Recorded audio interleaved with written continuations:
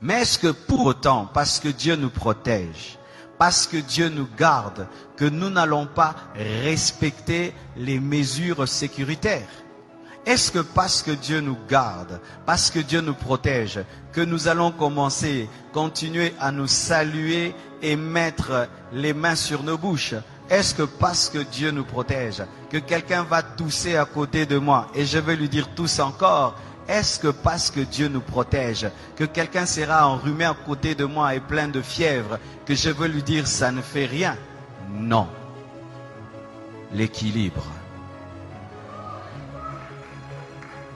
Je n'ai pas peur de la mort. Je n'ai pas peur de la maladie, mais je ne dois pas tenter Dieu. La Bible dit que vous boirez des breuvages mortels et vous ne mourrez point. Mais est-ce que pour autant tu vas prendre le poison? Si par mes gardes on t'empoisonne, Dieu te protège. Mais si tu sais que le plat est empoisonné, tu ne le prends pas. C'est pourquoi nous devons, malgré que nous sommes des chrétiens, respecter les mesures sécuritaires. On ne se salue plus avec les mains. Amen. Nous devons, malgré que nous sommes des chrétiens et que nous n'avons pas peur, nous ne devons pas tenter Dieu. Amen. Nous devons.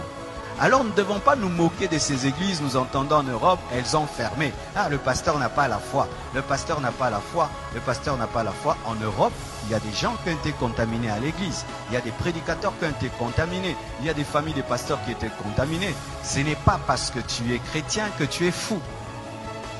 Amen. Ce n'est pas parce que tu es chrétien que tu sais qu'à l'école, il y a des enfants malades. Toi aussi, tu envoies tes enfants.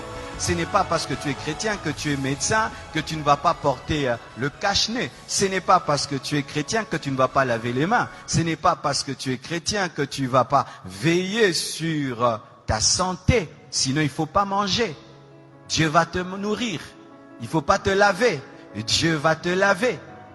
Amen. Alors mes frères, ne tombons pas dans la folie. Ayons la foi. Amen. Même Jésus, quand on voulait le tuer avant le temps, il fuyait.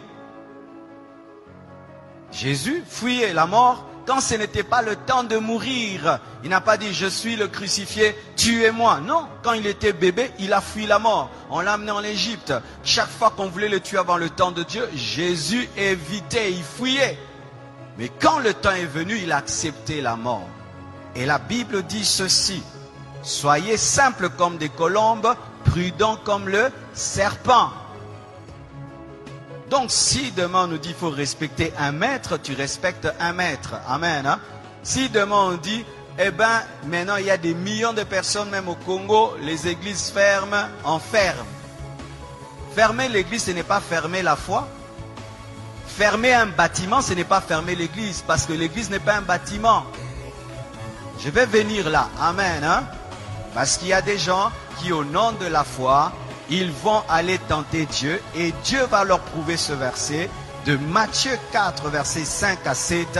La Bible dit dans Matthieu 4, versets 5 à 7, le diable transporta Jésus dans la ville sainte, le plaça sur le haut du temple et lui dit, si tu es le Fils de Dieu, jette-toi en bas, mets-toi en danger. Si tu es le Fils de Dieu, jette-toi en bas.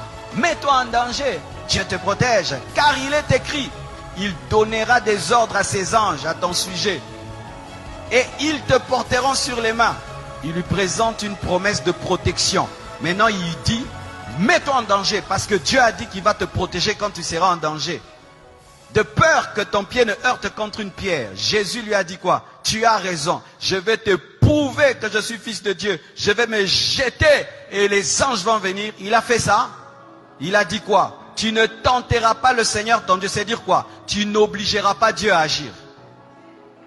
On n'oblige pas Dieu à agir même s'il a promis.